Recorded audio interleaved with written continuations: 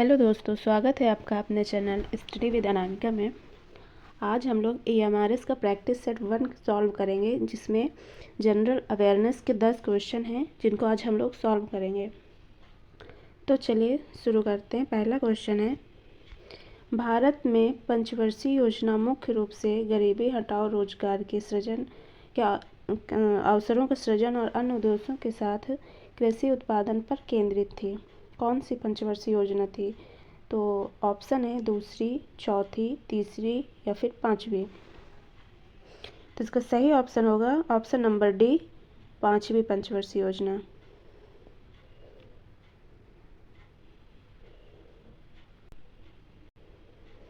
Hello दोस्तों, स्वागत है आपका अपने चैनल स्टडी विद अनामिका में। और आज हम लोग AMRS की प्रैक्टिस सेट 1 सॉल्व करेंगे, जिसमें जनरल अवेयरनेस के 10 क्वेश्चन हैं। तो जनरल अवेयरनेस के हम 10 क्वेश्चनों को आज सॉल्व करेंगे। तो चलिए शुरू करते हैं। पहला क्वेश्चन है कि भारत में कौन सी पंचवर्षीय योजना मुख्य रूप से गरीबी हटाओ, रोजगार के अवसरों के सृजन और अन्य उद्देश्यों के साथ कृषि उत्पादन कर पर केंद्रित थी। ये कर नहीं होगा, यहाँ पर होगा। कृषि उत्पादन पर केंद्रित थी। दूसरी ऑप्शन है दूसरी, चौथी, तीसरी या फिर पांचवी। तो इसका सही ऑप्शन होगा ऑप्शन नंबर डी, पांचवी पंचवर्षीय योजना। पांचवी पंचवर्षीय योजना यह 1974 से लेकर 1978 तक चली। यह योजना में गरीबी हटाओ का नारा भी दिया गया, जो कि इंदिरा गांधी सरकार के द्वारा दिया गया था। इस समय इंदिरा गांधी जी प्रधानमंत्री थी। तो इसका सही ऑप्शन होगा डी। अगला क्वेश्चन है कि मिट्टी की नमी को बनाए रखने के लिए पौधों के बीच की अनावरित भूमि को जैव पदार्थ की एक परत से ढक दिया जाता है। इस विधि को क्या कहते हैं? तो जो पौधों के बीच की जो खाली ज़मीन होती है, उसको एक जैविक पदार्थों से ढक दिया जाता है, जिससे कि वो उसकी नमी ना जाए। तो इस विधि को क्या कहते हैं? ऑप्शन है mulching, rock dam, shelter belts या कंट्रोल बैरियर्स। तो सही ऑप्शन होगा मल्चिंग। अगला है, कालिदास सम्मान किस वर्ष स्थापित किया गया था? कालिदास सम्मान किस वर्ष स्थापित किया गया था? ऑप्शन है 1975, बी कह रहा है 1984, सी ऑप्शन है 1980 और डी है 1978। तो इसका सही ऑप्शन क्या होगा? Option number C, 1980। 1980 में कालिदास सम्मान शुरू किया गया या स्थापित किया गया। और ये किसने शुरू किया? यह सम्मान मध्य प्रदेश सरकार द्वारा दिया जाता है। और ये किस क्षेत्र में दिया जाता है? ये कला के क्षेत्र में दिया जाने वाला पुरस्कार है। ये कला के क्षेत्र में दिया जाने वाला पुरस्कार है। तो इसका सही ऑप्शन होगा ऑप्शन नंबर सी। अगला क्वेश्चन है कि किसने बड़ी संख्या में तत्वों का एक्सरे स्पेक्ट्रोस्कोपिक अध्ययन किया और बताया कि किस तत्व द्वारा उत्सर्जित एक्सरे की आवृत्ति परमाणु द्रव्यमान के बजाय परमाणु संख्या Z से संबंधित होती है। उस साइंटिस्ट का नाम पूछा है कि जिसने ये बताया कि एक्सरे की आवृत्ति जो होती है वो परमाणु द्रव्यमान के बजाय परमाणु संख्या Z से संबंधित होती है। ऑप्शन है लॉथल mayor, Henry Mosle, Dmitry Mendeleev या जॉन डॉबेर-नीर। इसका सही ऑप्शन होगा हेनरी मोसले। हेनरी मोसले ने बताया कि एक्सरे की आवृत्ति परमाणु द्रव्यमान के बजाय परमाणु संख्या Z से संबंधित होती है। अगला है, शासक अलाउद्दीन खिलजी के शासनकाल के कितने प्रकार के कर थे? यानी अलाउद्दीन खिलजी ने अपने शासनकाल में कितने प्रकार के टैक्स लगाए थे? ऑप्शन है 2, 6, 5 या 3। तो इसका सही ऑप्शन होगा ऑप्शन नंबर डी, 3 प्रकार के टैक्स थे, लगाए थे अलाउद्दीन खिलजी ने। और ये अलाउद्दीन खिलजी कौन था? ये खिलजी वंश का दूसरा शासक था, मतलब दूसरे नंबर का ये शासक था।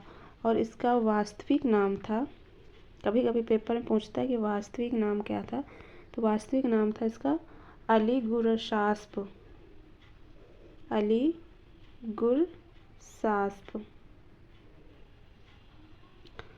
और इसका शासनकाल जो था वो 1296 से लेकर 1316 तक चला था। तो इसका सही ऑप्शन होगा ऑप्शन नंबर डी। अगला है कि राष्ट्रकूट और चोल राजवंशों के दौरान कुछ महत्वपूर्ण प्रशासनिक पद आनुवंशिक बन गए थे, और उसमें नगर श्रेष्ठी का पद का क्या अर्थ है। तो जो राष्ट्रकूट और चोल राजवंश थे ये दक्षिण भारत के राजवंश थे। राष्ट्रकूट और चोल साउथ इंडिया में थे ये लोग। तो इनके प्रशासनिक पद आनुवंशिक बन गए थे। आनुवंशिक मतलब जैसे किसी पद पर कोई व्यक्ति है, फिर उसी पद पर उसका पुत्र बनता है, फिर उसका पुत्र बनता है, इस तरह ये श्रृंखला चलती रहती है। तो ये वहाँ पर आनुवंशिक पद बन गए थे। उनमें से एक पद था नगर श्रेष्ठी का। तो पूछ रहे नगर श्रेष्ठी का अर्थ क्या होता है। ऑप्शन है मर्चेंट ऑफ सिटी, शहर का व्यापारी, important minister, leader of merchant कारवांस, व्यापारियों के काफिले का नेता, चीफ जुडिशियल ऑफिसर, मुख्य न्याय अधिकारी।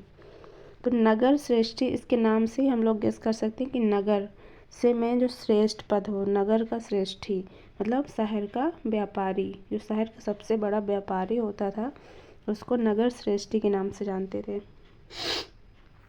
अगला क्वेश्चन है परिवार की व्यक्तिगत आय प्राप्त करने के लिए निम्नलिखित में से किसे राष्ट्रीय आय में जोड़ा जाता है। तो ऑप्शन है corporate tax, net interest payment, निवल ब्याज अदायगी, transfer payment from government and firms, सरकारों और फर्मों से भुगतान हस्तांतरण, या अनडिस्ट्रीब्यूटेड प्रॉफिट्स अवितरित लाभ। इसका सही ऑप्शन होगा सरकार और फर्मों से भुगतान के हस्तांतरण, ये राष्ट्रीय आय में जोड़ा जाता है। अगला क्वेश्चन है कि असंतृप्त हाइड्रोकार्बन के संदर्भ में सही कथन की पहचान कीजिए। असंतृप्त हाइड्रोकार्बन के संदर्भ में कौन सा सही है। ऑप्शन ए है कार्बन के ऐसे यौगिक जिनके कार्बन परमाणु के बीच एकल बंध होता है, असंतृप्त यौगिक कहलाते हैं। दूसरा है यौगिक जिनके हाइड्रोजन परमाणुओं के बीच द्वि या त्रिक बंध होते हैं, उसे असंतृप्त यौगिक कहते हैं। ऑप्शन डी कह रहा है कि कार्बन के ऐसे यौगिक जिनके ऑक्सीजन परमाणुओं के बीच एकल बंध होता है, और ऑप्शन डी कह रहा है कि कार्बन के ऐसे यौगिक जिनमें कार्बन परमाणुओं के बीच द्विबंध या त्रिबंध होते हैं।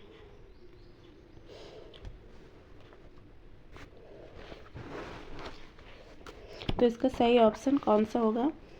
अब इसमें दो ऑप्शन में कन्फ्यूजन है कि एक में कह रहा है कि हाइड्रोजन परमाणुओं के बीच द्वि या त्रिक बंध होते हैं, और ऑप्शन डी में कह रहा है कार्बन परमाणुओं के बीच द्वि या त्रिक बंध होते हैं। तो ऑप्शन नंबर इसका कौन सा सही। अब इसको क्वेश्चन पूछा गया कि हाइड्रोकार्बन, अब कार्बन से संबंधित है तो इसका वैसे भी सही आंसर है ऑप्शन नंबर डी। कार्बन के ऐसे यौगिक जिनमें कार्बन परमाणुओं के बीच द्वि या त्रिक बंध हो उसे हाइड्रोकार्बन कहते हैं।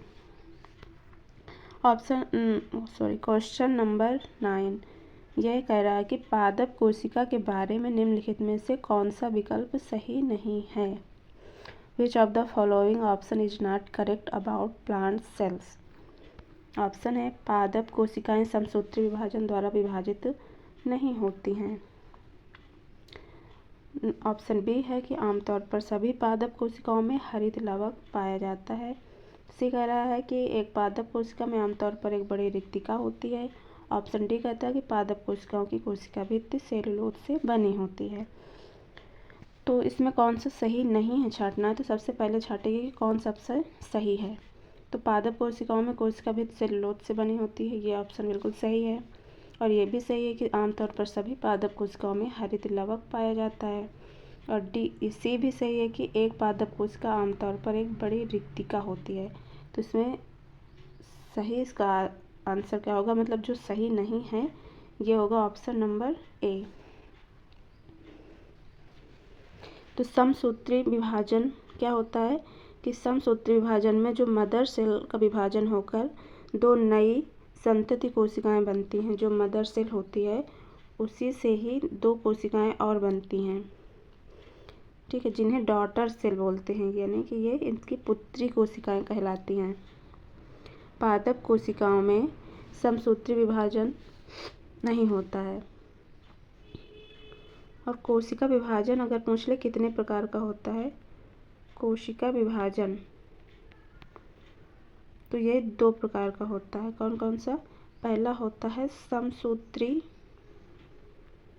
और दूसरा होता है अर्धसूत्री। तो ये जो कोशिका का विभाजन होता है दो प्रकार का होता है। तो अगला क्वेश्चन है, लास्ट क्वेश्चन है कि निम्नलिखित में से किस भारतीय स्वतंत्रता सेनानी ने कहा था कि खुद वो बदलाव बनिए जो आप दुनिया में देखना चाहते हैं। ये बहुत ही अच्छा मतलब कोटेशन है कि पहले आप खुद वो बदल कर या खुद आप वो बनिए जो आप दुनिया को देखना चाहते हैं। जो बदलाव आप चाहते हैं, समाज में चाहते हैं, घर में चाहते हैं, तो पहले आप वो खुद बनकर दिखाइए। ये किसने कहा था? बिपिन चंद्र पाल, महात्मा गांधी, मोहम्मद अली जिन्ना, सुरेंद्र नाथ बनर्जी। तो इसका सही ऑप्शन होगा ऑप्शन बी, महात्मा गांधी। हमारे राष्ट्रपिता महात्मा गांधी ने कहा था कि खुद वो बदलाव बनिए जो आप दुनिया में देखना चाहते हैं। तो ये थे आज के हमारे 10 क्वेश्चन जनरल अवेयरनेस के। तो कैसे लगा आपको ये वीडियो? आई होप कि आप सब लोगों को अच्छा लगा होगा। काफ़ी इन्फॉर्मेटिव क्वेश्चन भी थे और अच्छे लेवल के प्रश्न भी थे। तो चलिए फिर मिलते हैं अगले वीडियो में। Thank you for watching.